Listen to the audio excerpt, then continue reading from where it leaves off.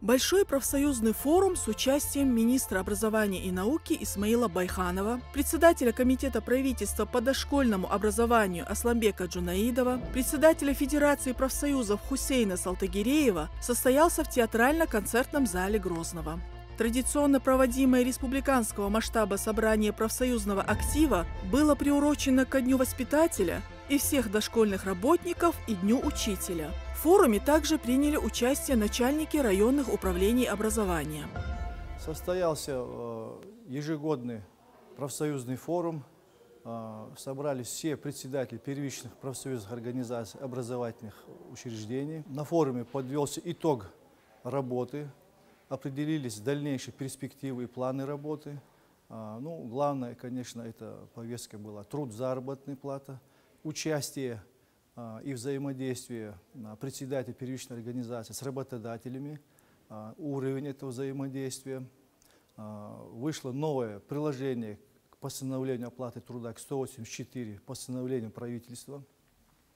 Профсоюзы образования на всех уровнях участвуют в законопроектах, где касается,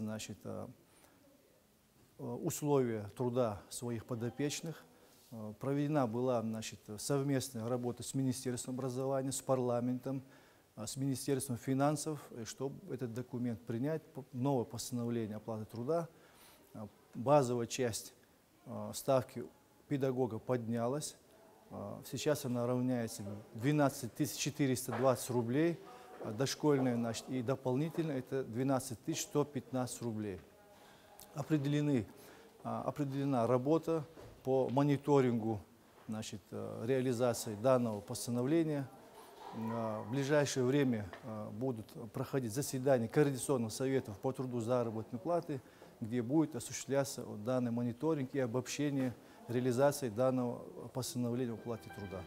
С докладом о социально-экономическом положении работников образования и задачах профсоюзных организаций выступил председатель Чеченской республиканской организации профсоюза образования Хизир Герзелиев. Совершенно очевидно, там, где проявляется забота о профессиональном развитии, росте профессионального мастерства, там педагоги проходят аттестацию и получают соответствующую категорию и право на доплату к ставке заработной платы.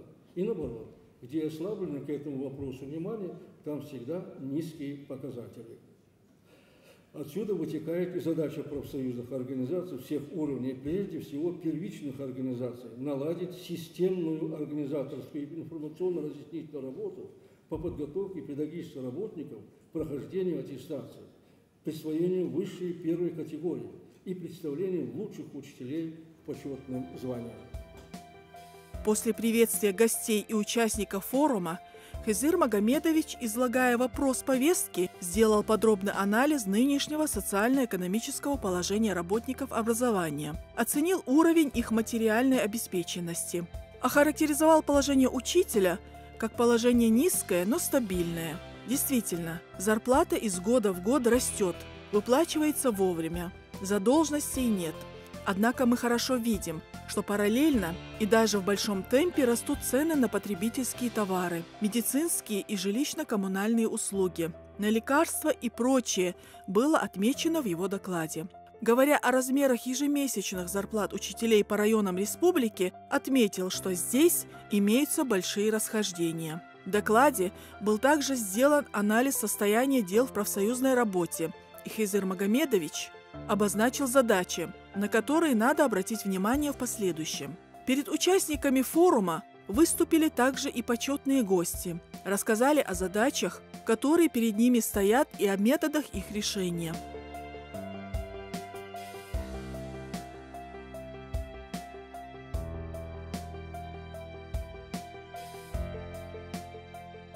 В последние годы в системе образования произошли серьезные изменения. Я сегодня могу, если помните, когда-то я с этой трибуны 3 года, по-моему, назад озвучил такую цифру, что у нас в системе образования без аттестата осталось там 47% выпускники.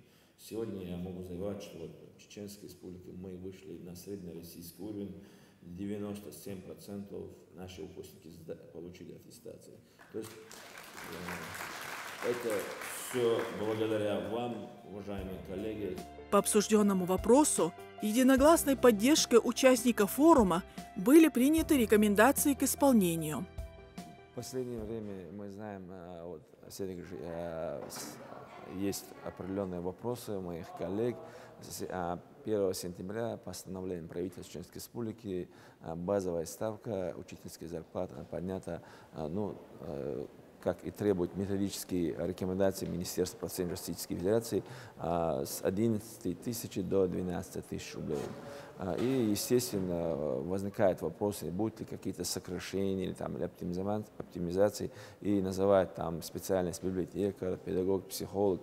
Заверяю, уважаемые коллеги, на самом деле никакой оптимизации не будет, что мы выполним постановление правительства Чеченской Республики.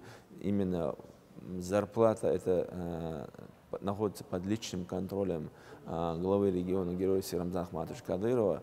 Да, и бывают какие-то временные трудности, которые решаются в рабочем режиме взаимодействия с Министерством финансов по Чеченской Республике. Все учителя получат зарплату, и мы выполним постановление правительства Чеченской Республики. Согласно 184 постановления, изменения коснутся как педагогов общего образования, так и педагогов дошкольного образования, то есть воспитателей, психологов, инструкторов по физической культуре, то есть всех тех работников, которые работают в системе дошкольного образования. То есть эти изменения будут происходить в сторону увеличения заработной платы.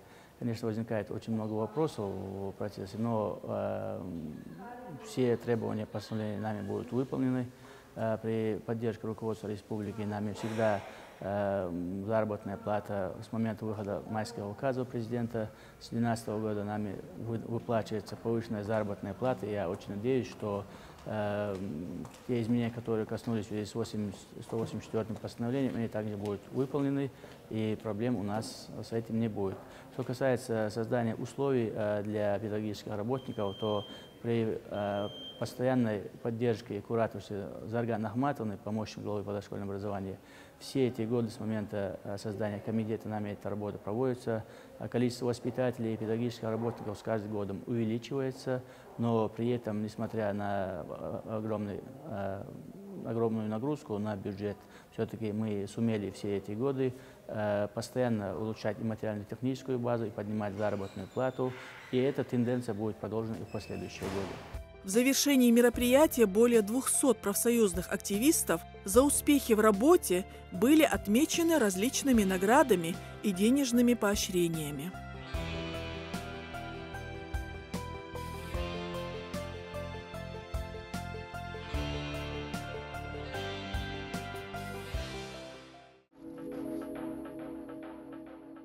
В октябре состоялось торжественное открытие 2 комнат психологической разгрузки, которые на безвозмездной основе педагогическим коллективом средних школ номер 2 станицы Наурской и школы номер 5 города Гудермес подарил профсоюз образования.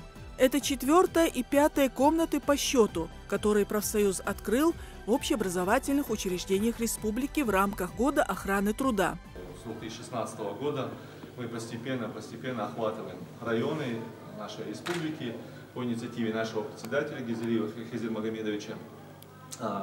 И вот в каждом районе планируется открыть комнату психологической разгрузки. На сегодняшний день это 4-я комната в нашей республике. Комната психологической разгрузки является уникальным местом, которое способно повлиять на психологическое и физиологическое состояние человека, напряженные ситуации на работе, отдельные трудности во взаимодействии с учениками, родителями приводят к истощению эмоциональных ресурсов педагога. Используя различные методики проведения тренингов в такой комнате, психолог школы сможет качественно проводить работу с учителями, которые после уроков или во время окна будут посещать кабинет для релаксации. Для проведения полноценного тренинга здесь подобрано все оборудование, чтобы качественный тренинг прошел для эмоциональной разгрузки педагогов.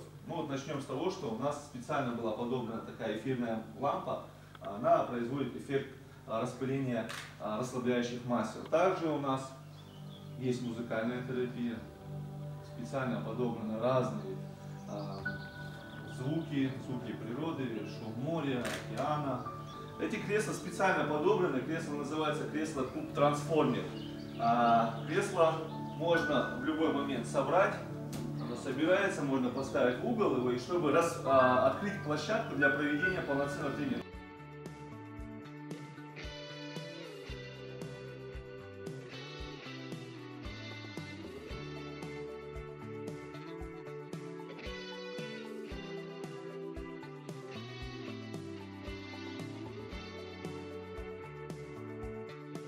Поблагодарить профсоюз образования за предоставленную нам помощь.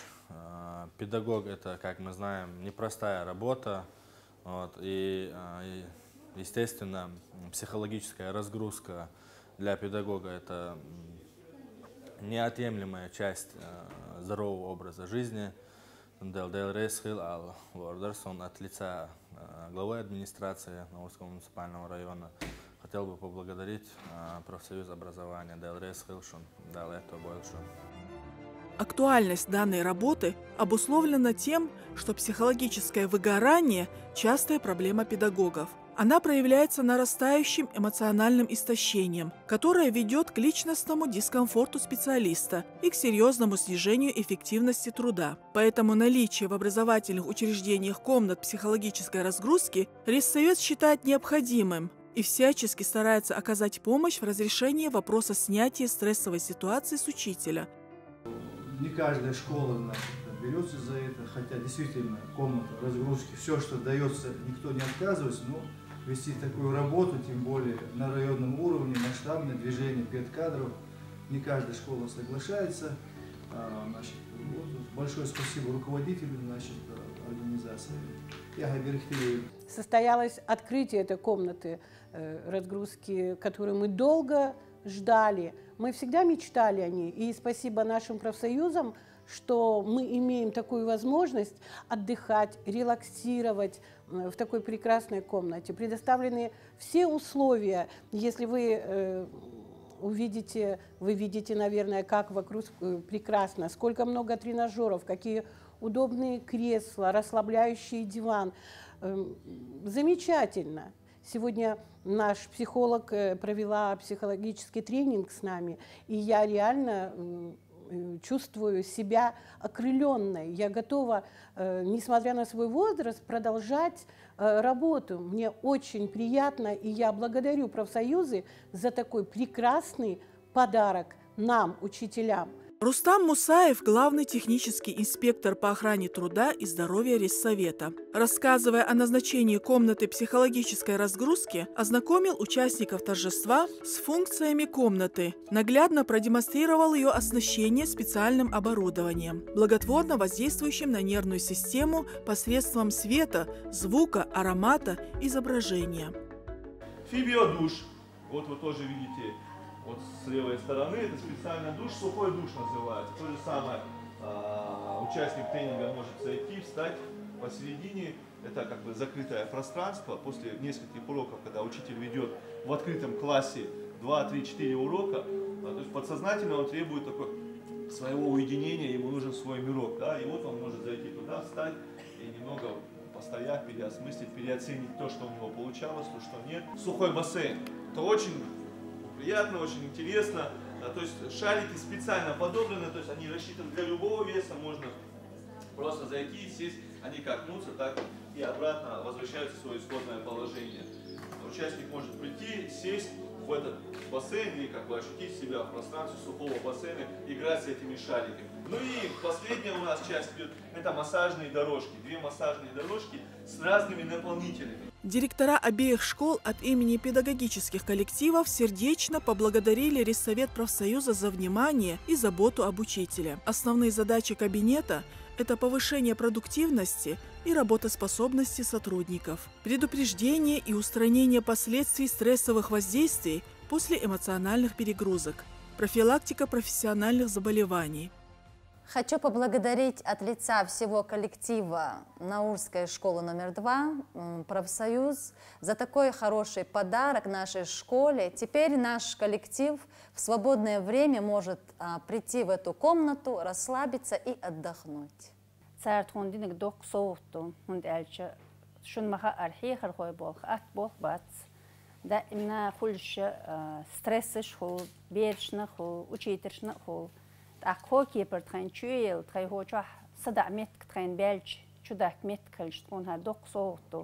Все учителя были очень рады, когда они узнали, что у нас будет такой кабинет психологической разгрузки.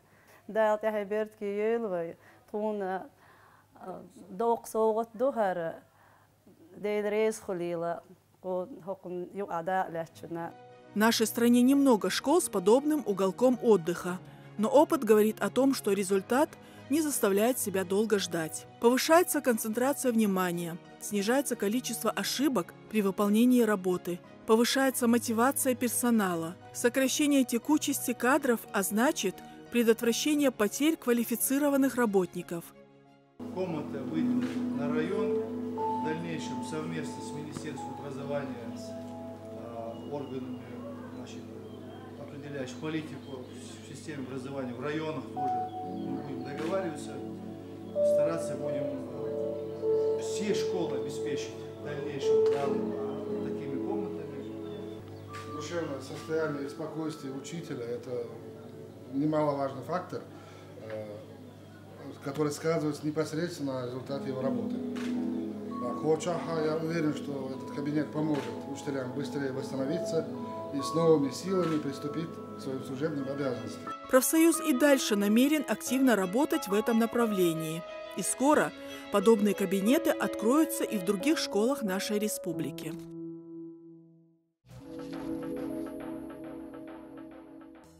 Входит ли в мой педагогический стаж служба в армии по контракту при условии, что я работаю учителем в школе? Уехал служить по контракту на 2 года, после чего вернулся и продолжил работу в школе.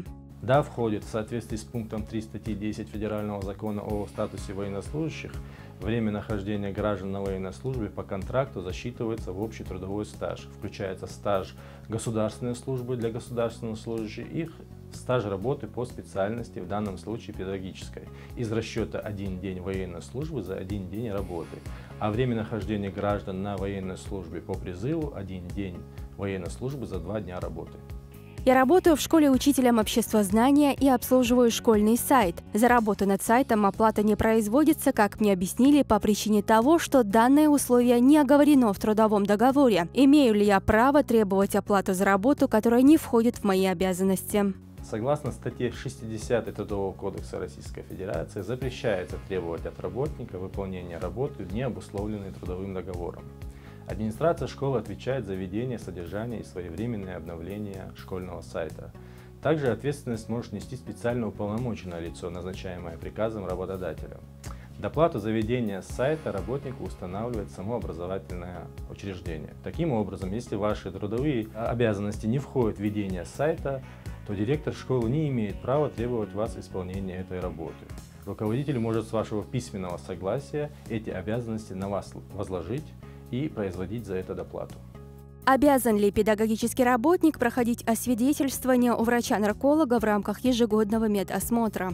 Нет, не обязан, так как данный специалист не входит в объем медосмотров, определенный приложением номер 2 к приказу Министерства здравоохранения и социального развития Российской Федерации номер 302-Н от 12 апреля 2011 года.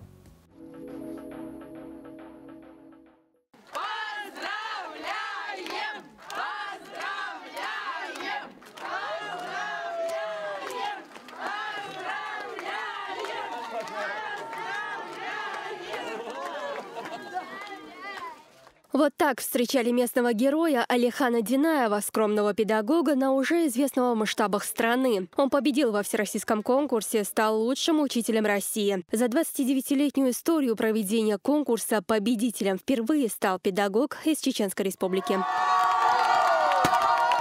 Родная математическая школа, педагогические коллективы и школьники с гордостью встречают учителя обществознания.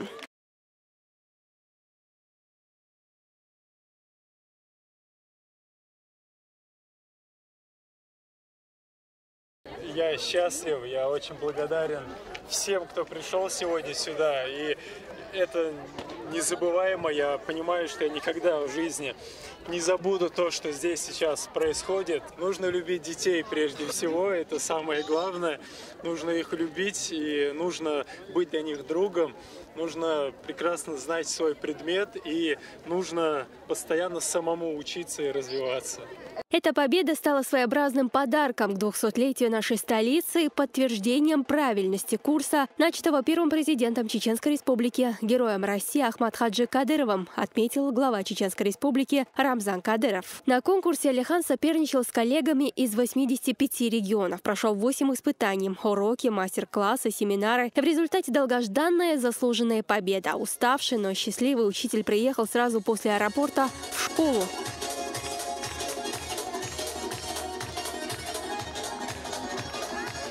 Алихан Динаев, член Ассоциации молодых педагогов, обладает глубокими знаниями по своему предмету, является активным членом профсоюза и общественным деятелем. Он на 1 год станет общественным советником министра просвещения страны. Учитель в рамках одного из испытаний уже общался с политиком. Это единственный конкурс, где все регионы принимают участие, то есть каждый регион определяет своего учителя, победителя регионального этапа конкурса, то есть получается, это очень серьезный конкурс.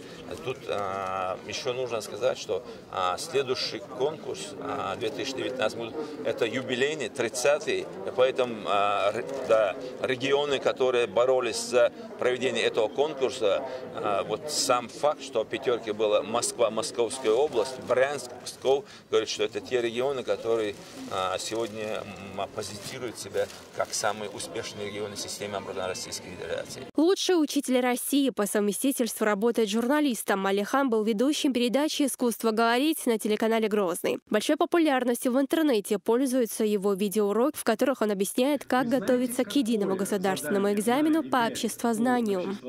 Просто рассказать про его уроки я даже не знаю, как можно рассказать. Просто с первых секунд, как он начал у нас вести, я сразу всем родителям, бабушкам, дедушкам, я говорю: вы знаете, какой у меня учитель, вы знаете, как вообще это все происходит. Вот, чтобы скучно было на уроке, никогда. Я даже не знаю, умеет ли он делать скучно хоть что-нибудь. Ну и хорошая новость для тех, кто готовится к ЕГЭ. Алихан в ближайшие недели выпустит авторское пособие, где разбирается каждая тема по обществознанию. Победа Динаева является следствием того, что образование в Чеченской Республике достигло высоких результатов и поднялось на новый качественный уровень. Когда в мае объявили, что именно я стал учителем года Чеченской Республики, я обратился с, так сказать, победной короткой речью, в которой сказал, что пора, наконец, привести этот конкурс в Грозный, и пообещал сделать все возможное и невозможное для того, чтобы добиться успеха. Можно сказать, что я публично дал слово, что собираюсь выиграть. Я отмечу, что сделал это сознательно, чтобы это было для меня внутренним мотиватором.